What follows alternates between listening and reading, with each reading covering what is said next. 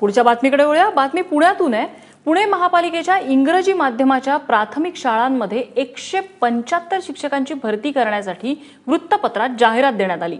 मात्र त्या जाहिरातीला अवघ्या अर्ज उमेदवारांनी जे भरले आहेत, अवघ्या काही उमेदवारांनी अर्ज भरलेले आहेत। एकीकडे डीएड झालेल्यांना नोकरी मिळत नसताना महापालिकेच्या शाळांकडे शिक्षक का पाठ फिरवतात, आपण पाहूया या रिपोर्टमधून।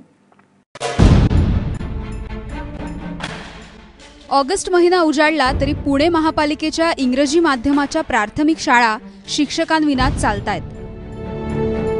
फक्त एखाद दुसरा शिक्षक हजर असतो, ज्याच्यावर पहिली ते 7वी पर्यंतचे सगळे वर्ग शिकवण्याची जबाबदारी येऊन पडली आहे।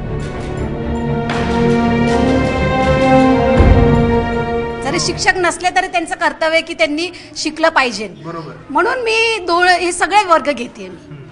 आता मला आज म्हणजे खरं तर मला बरं नाहीये, तरी देखील मी आज आली आहे का की मुलांचं नुकसान नाही व्हावं। आणि मी जर नसले तर मग ते मुलं अभ्यास तर होतच नाही, तरी मी आले की मग त्यात थोडंसं तरी कव्हर करते त्यांचं। खूपच मोठं तुम्हाला म्हणजे टास्क आहे तुमच्या समोरची, आव्हान आहे की एवढी सगळी मुलं, अगदी म्हणजे किती मुलं आहेत ही एकूण सगळी?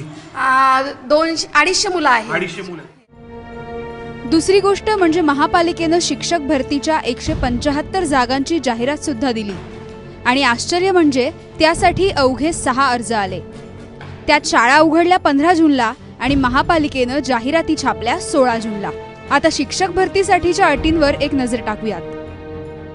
अट पहिली, इच्छुक उमेदवाराचं शिक्षण 10वी ते TET पर्यंत इंग्रजीतून झालेलं असावं।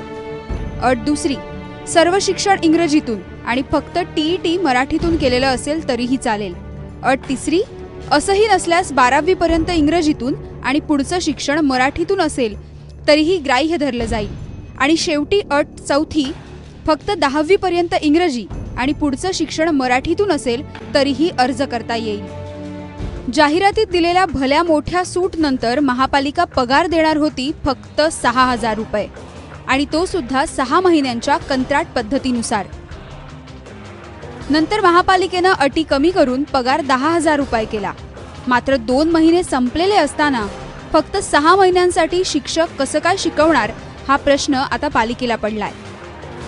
मुलांना वर्ग पण नाही, एका वर्गामध्ये 2-2, 3-3 वर्ग बसवतात। ते पहिलीचा अभ्यास कुठला आणि तिसरीचा अभ्यास कुठला हा देखील मुलांना कळत नाही।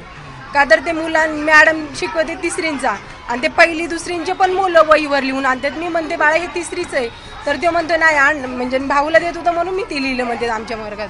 टीचर लोक पाहिजे। आता आमचं पोरगा LKG UKG मध्ये आम्ही रिटर्न त्याला काय नाही येत म्हणून टाकले। आता आमचं पोरगा सेकंड गेला असता, कायच येत नाही आमच्या पोराला। मेरी लड़की इधर 5वीं में है, उसको कुछ पढ़ते नहीं आता, कुछ नहीं अभी तक के उसको कुछ पढ़ बोले तो कुछ समझता नहीं, इंग्लिश में क्या बात करते क्या बोलते किसको क्या, उसका कुछ ही नहीं समझ में आता। महापालिकेचं शाळांसाठीचं बजेट वर्षाला 1014 कोटी इतकं आहे आणि तो निधी फक्त पगारावरच खर्च होतो असं महापालिका म्हणतेय। तरी सुद्धा शाळांना जबाबदार कोण, हा एक प्रश्नच आहे। मंदार गोंजारीसह ब्युरो रिपोर्ट, ABP माझा, पुणे।